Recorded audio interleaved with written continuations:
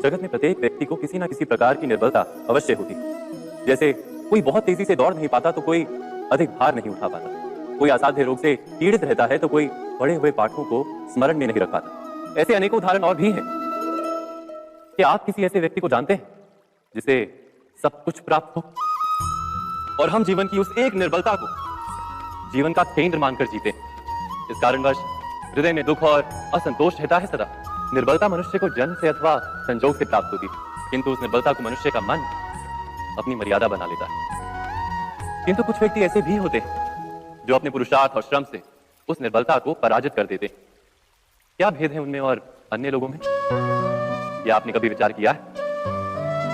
सरल सा उत्तर है इसका, जो व्यक्ति निर्बलता से पराजित नहीं होता, जो पुरुषार्थ करने का साहस रखता है हृदय में, वो निर्बलता को पार कर जाता है। अर्थात निर्बलता अवश्य ईश्वर देता है, किंतु मर्यादा मनुष्य का मन ही निर्मित करता है। स्वयं विचार कीजिए।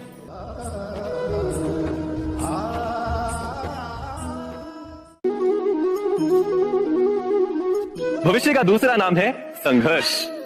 हृदय में आज इच्छा होती है और यदि पूर्ण नहीं हो पाती तो हृदय भविष्य की योजना बनाता है। भविष्य में इच्छा पूर्ण होगी ऐसी कल्पना करता रहता है, किंतु जीवन ना तो भविष्य में है ना अतीत में। जीवन तो इस क्षण का नाम, अर्थात इस क्षण का अनुभव ही जीवन का अनुभव। पर हम ये जानते हुए भी इतना सा सत्य समझ नहीं पाते। या तो हम बीते हुए समय के स्मरणों को घेर कर बैठे रहते, या फिर आने वाले समय के लिए हम योजनाएं बनाते रहते हैं और जीवन बीत जाता है। एक सत्य यदि हम हृदय में उतार लें कि ना हम भविष्य देख सकते हैं, ना ही भविष्य निर्मित कर सकते हैं, हम तो केवल धैर्य और साहस के साथ भविष्य को आलिंगन दे सकते हैं, स्वागत कर सकते हैं भविष्य का। तो क्या जीवन का हर पल जीवन से नहीं भर जाएगा? स्वयं विचार कीजिए।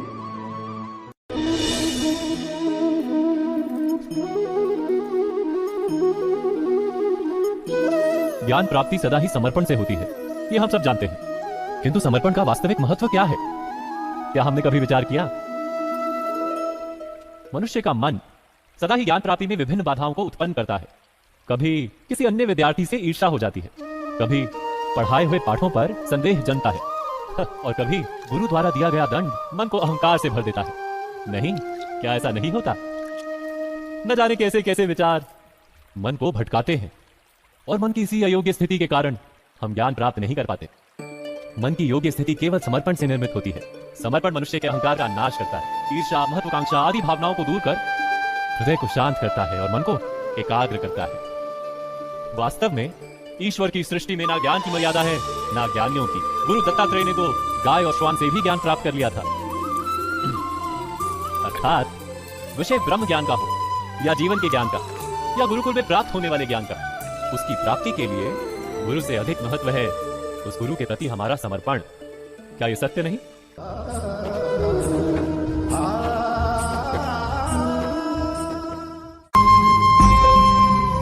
प्रत्येक मनुष्य के जीवन में ऐसा क्षण अवश्य आता है तो सारे स्वप्न, सारी आशाएं, सारे दृश्य बस हो जाते हैं। जीवन के सारे आयोजन ही बिखर जाते हैं। एक और धर्म होता है और दूसरी ओर सुख। किसी को धर्म संकट होते, तब धर्म का वहन ही संकट और धर्म का त्याग ही सुख। विचार कीजिए, कभी किसी स्वजन के विरुद्ध सत्य बोलने का अवसर प्राप्त हो जाता है, कभी ठीक दरिद्रता के समय सरलता से चोरी करने का मार्ग प्राप्त हो जाता है, कभी किसी शक्तिशाली राजनेता या राजा के कर्मचारी का अधर्म प्रकट हो जाता है। सबके जीवन में ऐसी घटना बनती ही रहती है। अधिकतर लोग ऐसे किसी क्षण को धर्म संकट के रूप में जान ही नहीं पाते। हमें किसी प्रकार के संघर्ष का अनुभव ही नहीं होता। सहजता से सुख की ओर खींचे चले जाते हैं, जैसे मक्खी गुड़ की ओर खींची चली जाती। वास्तव में धर्म संकट का क्षण ईश्वर के निकट जाने का क्षण होता है।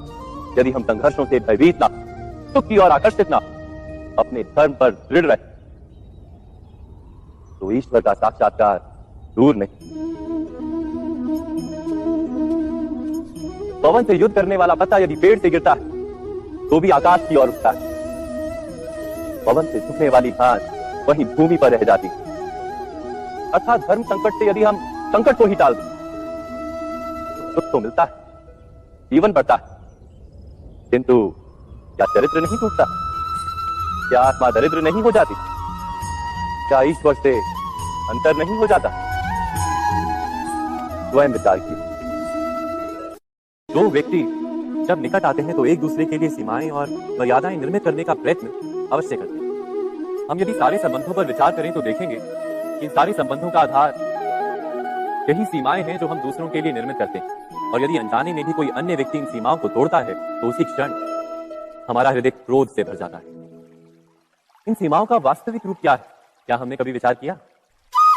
सीमाओं के द्वारा हम दूसरे व्यक्ति को निर्णय करने की अनुमति नहीं देते, अपना निर्णय उस व्यक्ति पर थोपते हैं, अर्थात किसी की स्वतंत्रता का अस्वीकार करते हैं। और जब स्वतंत्रता का अस्वीकार किया जाता है तो उसका हृदय दुख से भर जाता है, और जब वो सीमाओं को तोड़ता है तो हमारा हृदय क्रोध से भर जाता है। क्या ऐसा नहीं होता? पर यदि एक दूसरे की स्वतंत्रता का सम्मान किया जाए तो किसी मर्यादाओं या सीमाओं की आवश्यकता ही नहीं होती। अर्थात जिस प्रकार स्वीकार किसी संबंध का देह है, क्या वैसे ही स्वतंत्रता किसी संबंध की आत्मा नहीं? स्वयं विचार कीजिए।